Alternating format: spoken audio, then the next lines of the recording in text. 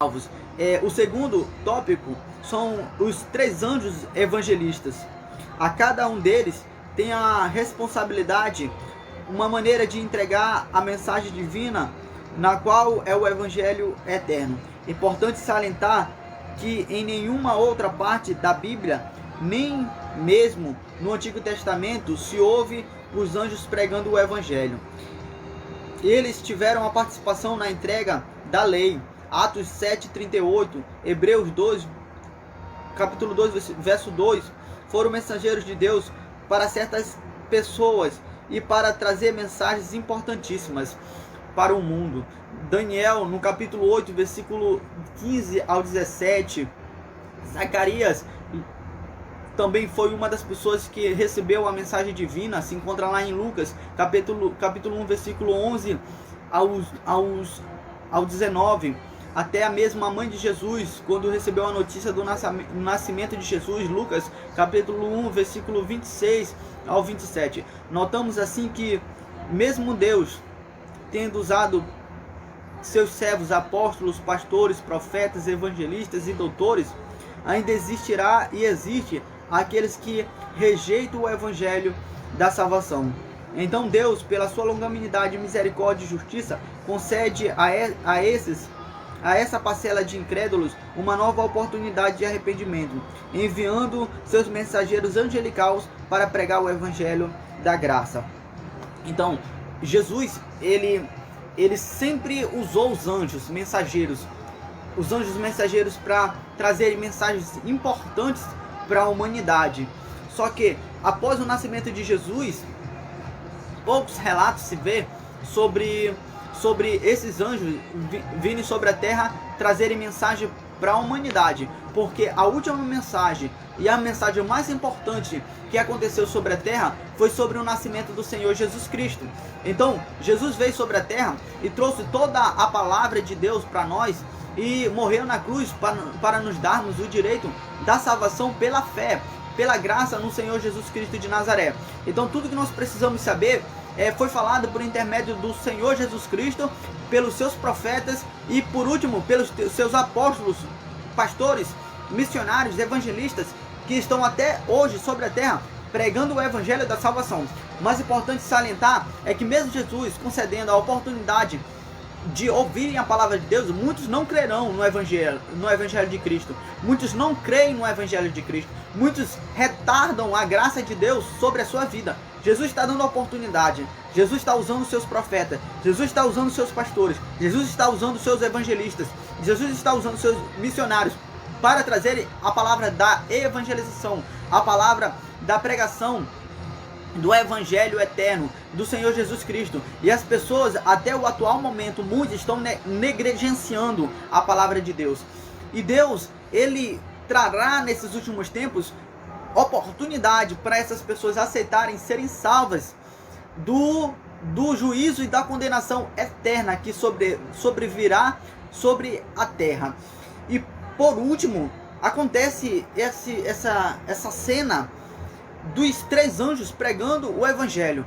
E essas pessoas que ficarão na terra serão tão endurecidas, serão tão incrédulas, que não aceitarão a ministração dos 144 mil. Então chegará o fim desses 144 mil. Eles se encontrarão com o Senhor Jesus Cristo, como a palavra de Deus diz no verso 14, no capítulo 14, no verso 1. Então olhei e vi diante de mim o Cordeiro em pé sobre o monte Sião, e junto a ele 144 mil que ostentavam escrito em suas frontes o nome dele e de seu pai. Ouvi um som do céu, com um barulho e um temporal e o estrondo de grande trovão. O som que ouvi era como arpistas que tocavam suas harpas. Então Jesus levará para si, por último, esses 144 mil. Ou seja, Jesus deixará eles por um tempo na face da terra pregando o evangelho da salvação, o evangelho eterno. E depois Jesus levará eles para si. Então a terra ficará sem pregoeiros da palavra. As últimas pessoas, seres humanos, pessoas que estarão em carne e osso, que pregarão o evangelho, serão 144 mil. Depois desses 144 mil, Jesus dará uma última chance para a humanidade, levantando os 3 anjos evangelistas, os 3 anjos que trarão a mensagem, a pregação do evangelho eterno. As pessoas, irmão, eles não crerão nesses homens e mulheres que pregarão o evangelho na grande tribulação. Então Deus envia os seus seres angelicais para, na tentativa dessas pessoas verem aquela cena e acreditarem que realmente Jesus está trazendo um juízo, está trazendo uma condenação eterna para o povo, para a humanidade, para o mundo. E esses anjos, eles aparecerão nos céus, um por cada vez, trazendo a mensagem de Deus, trazendo a mensagem de arrependimento para toda a humanidade que estará na terra. Os anjos, seres poderosos que estão debaixo da graça, pois vivem da lei de Deus, na qual consiste todo o Antigo Testamento. Os anjos são seres desprovidos da graça, e para os tais as mesmas não podem salvar, por conhecerem a Deus na sua plenitude. O que eu quero falar com isso? Os anjos, são seres desprovidos da graça. Jesus não morreu para salvar os anjos caídos, Satanás e seus demônios. Jesus morreu para os seres humanos. E é por isso que até nos últimos momentos Jesus trará ao conhecimento das pessoas o Evangelho de Cristo. Trará a oportunidade de as pessoas se arrependerem e serem salvas, usando os homens, os seus servos, e por último os anjos, usando os 3 anjos evangelistas que proclamarão a mensagem eterna, o evangelho eterno. Então os anjos, eles são desprovidos da graça, mas Jesus, na sua tentativa de salvar o máximo possível dos seres humanos, Jesus dá a oportunidade para esses anjos pregarem o evangelho, para as pessoas olharem no céu e ver aqueles 3 anjos voando sobre a face da terra, clamando com grande voz: arrependei-vos para que vocês sejam salvos, Jesus está vindo. E mesmo o importante é observar que mesmo as pessoas olhando para o céu e vendo aqueles anjos proclamando o evangelho da salvação, muitos não serão salvos, muitos endurecerão o seu coração, muitos rejeitarão o evangelho de Cristo Jesus. É o que está acontecendo hoje. Nós estamos correndo para os últimos momentos da humanidade na face da terra. A gente está no século 21. Já se passaram desde a morte de Cristo mais de 2000 anos. E o evangelho continua sendo pregado. E as pessoas questionam e falam: por que Jesus ainda não voltou? Mas Pedro responde isso dizendo que a longanimidade de Deus é a causa de nós não sermos consumidos. A misericórdia, Jeremias fala isso, de Deus é a causa de nós não sermos consumidos. Deus tem preocupação. E a preocupação de Deus é salvar o máximo de pessoas possível. Porque o inferno, irmãos, o lago de enxofre, ele não foi feito para mim, para você. Não foi feito para nenhum homem, seja quem for ele, seja qual for essa pessoa, homem ou mulher, classe social, etnia, raça, qual que seja essa pessoa que está sobre a terra neste momento, ou que viveu sobre a terra. Deus nunca quis que o inferno, que o lago de enxofre fosse o teu lar eterno, o nosso lar eterno. Deus sempre quis que a gente pudéssemos ser salvos, mas a gente rejeita o evangelho de Cristo, a gente rejeita a graça de Cristo, a gente rejeita a palavra de Deus. A gente rejeita por causa de nossos prazeres, por causa de nossas vontades, por causa dos nossos anseios, nossos desejos. Porque nós somos orgulhosos demais a nos submetermos à autoridade divina de Deus. Um Deus que quer a nossa salvação, um Deus que quer o nosso arrependimento, um Deus que quer a nossa libertação da escravidão que há em nosso corpo, sobre a incumbência do pecado predominar sobre as nossas vidas. Então, as 3 mensagens que os anjos trarão nesses últimos tempos. O primeiro anjo e a primeira mensagem, o evangelho eterno. Esse anjo pregará sobre tudo que já está sendo pregado.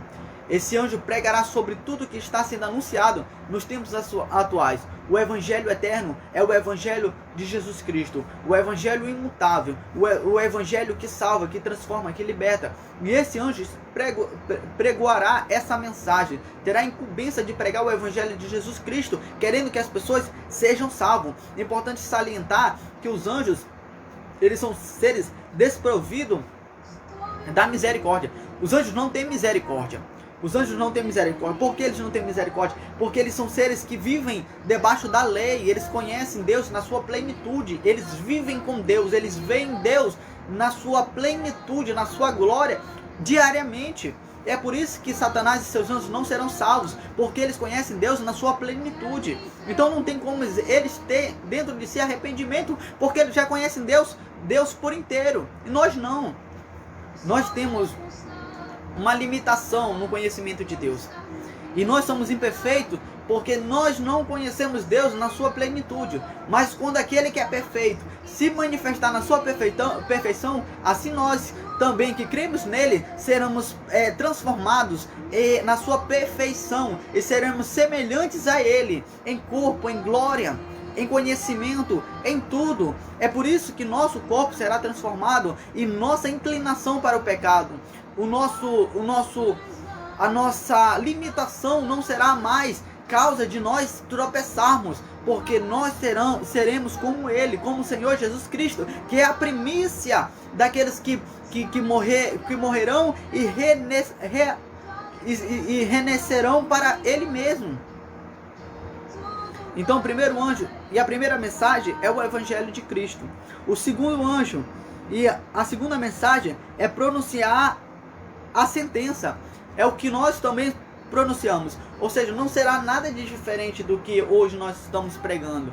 Não será nada diferente daquilo que nós estamos falando atualmente. Daquilo que os profetas, que os apóstolos, os evangelistas, os missionários, os pastores, os doutores falam até o dia de hoje. Jesus, ele traz sim a palavra do perdão, da salvação. Mas em contrapartida, ele traz uma palavra de sentença, uma palavra de juízo final. Então esse segundo anjo, ele trará essa mesma palavra, aonde ele fala sobre caiu a Babilônia, caiu e foi destroçada, foi quebrada a Babilônia, uma cidade pecaminosa. A Babilônia, uma cidade idólatra. A Babilônia, uma cidade imoral. Ela é considerada aqui como a Roma e seu sistema pecaminoso. E a Babilônia pode ser também essa humanidade, o sistema que nós vivemos hoje, um sistema corrompido, um sistema imoral, um sistema que representa a Babilônia de antigamente, um sistema que é corrompido, um sistema que diz que o certo é o errado, um sistema que oferece a depravação e quer legalizar todo tipo de lei, todo tipo de sistema que é contra a palavra de Deus. É o sistema babilônico, um sistema imoral, um sistema totalmente corrompido. E o terceiro anjo e a terceira mensagem prometente a condenação, ou seja, a condenação eterna. Aí chega o fim de toda a mensagem angelical.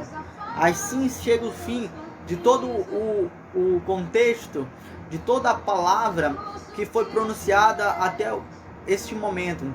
Até aquele momento será a condenação eterna. Então Deus traz a palavra de salvação, Deus traz a promessa da sentença e Deus traz a condenação, promete a condenação. Então, aqueles que não obedecem a Deus e não se converterem dos seus maus caminhos e não se apegarem com o Senhor Jesus Cristo, se deleitando em seus caminhos, pedindo graça, pedindo a Deus misericórdia, pedindo a Deus fé suficiente para prevalecer contra todas as suas limitações, eles não resistirão e Deus trará a sentença. A sentença são os castigos, a sentença são as dificuldades, a sentença será todo tipo de juízo que Deus trará sobre a terra na grande tribulação. Eles sofrerão a grande tribulação e por último a condenação eterna, a condenação que Satanás e que o o anticristo, a condenação que o falso profeta e aqueles que adotarem a sua legalização, adotarem a sua vontade, aceitarem o seu governo, também passarão. Então que nós não queremos viver nesse tempo, que nós não queremos ter participação nesse tempo, irmão, que será tempos tenebrosos. O Evangelho de Jesus Cristo, ele quer nos salvar disso. E por mais que essa mensagem possa ser dura, é uma mensagem verdadeira, uma mensagem fiel, é digna de toda honra, como toda a Bíblia é. O livro de Apocalipse não foi feito para a gente contar historinhas para nossos filhinhos, historinhas de medo, historinhas para dormir. O livro de Apocalipse foi feito para as crianças, para os adultos, foi feito para toda a humanidade que estará na Terra, para que eles pudessem ter ciência daquilo que haverá de acontecer sobre a face da Terra.